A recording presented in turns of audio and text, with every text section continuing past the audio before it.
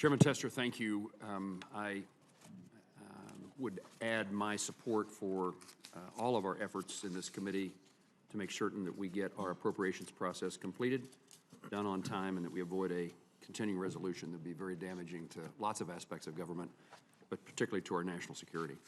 As I begin my opening statement, I'd like to take a second to recognize the 3 Army aviators who lost their lives in a training accident over the weekend in Alaska. Another solemn reminder of the sacrifices service members and their families make every day, whether deployed or at home. Thank you both for your service to our nation and for being here today to discuss the United States Army's budget request for FY 2024. General McConville, it's my understanding that this will be your last posture hearing. While that saddens me, it may be a pleasurable thought for you. This is your last posture hearing as Chief of Staff for the Army. I'd like to especially thank you for your decades of service in uniform to the defense of our nation. I'm grateful for the relationship, the friendship that we've had, the conversations that you're willing to engage with me, and I'm especially grateful for your visits to Fort Riley and Fort Leavenworth last summer. Kansans take a lot of pride in the Army's presence in our state and in these installations' role in the defense of our nation.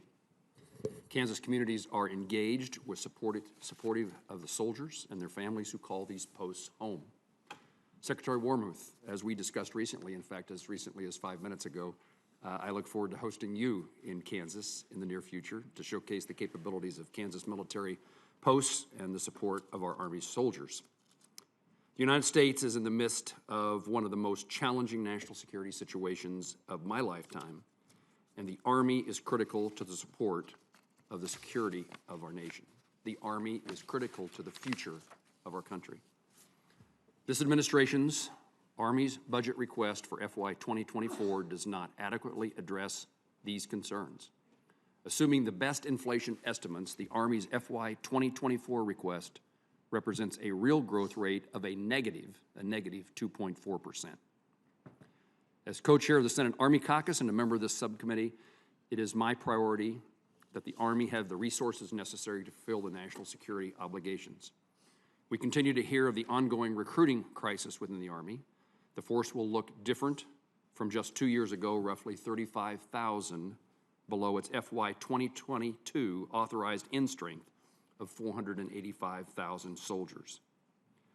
Congress should be informed of all the alternatives as the Army considers options to manage this significant reduction. Let's work with you. Let's work together to find satisfactory solutions and help the Army in its recruitment efforts.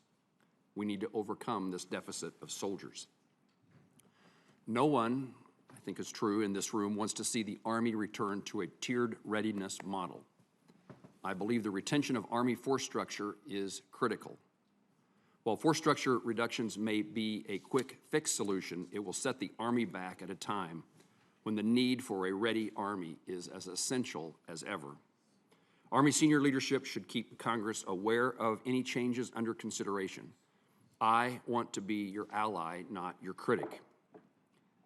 The Russian invasion of Ukraine has highlighted deficiencies in the U.S. industrial base, particularly as its ability to produce an adequate munitions stock and supply. Americans and Kansas workers stand ready to support the U.S. warfighter. I support the Army's recent investment into the munitions industrial base. I recently had a chance to visit the former Kansas Army ammunition plant, which will have a vital role now, re-engaging in supporting the increased munition production needs. I also want to applaud the Army's recent selection of the V-280 to be the Army's future long-range assault aircraft. This aircraft provides the needed speed and distance to support the Army 2030. I will continue to use my position on this committee to help support the modernization of the Army aviation fleet to keep pace with our challenges. The Army is the backbone of the joint force. If the United States is in conflict, our Army answers the call. While air and marine superiority are essential, this is only possible with the Army's presence. The U.S. ability to project power, to hold critical ground, relies upon the Army's ability to compete in the Pacific theater. I highlight, just at least from my own perspective, that our country faces real and serious challenges. We need to do the things necessary to make sure we counter those circumstances. The Army has a significant role. This Congress has a significant role in supporting that effort. I look forward to your testimony and your responses to the questions. Thank you both.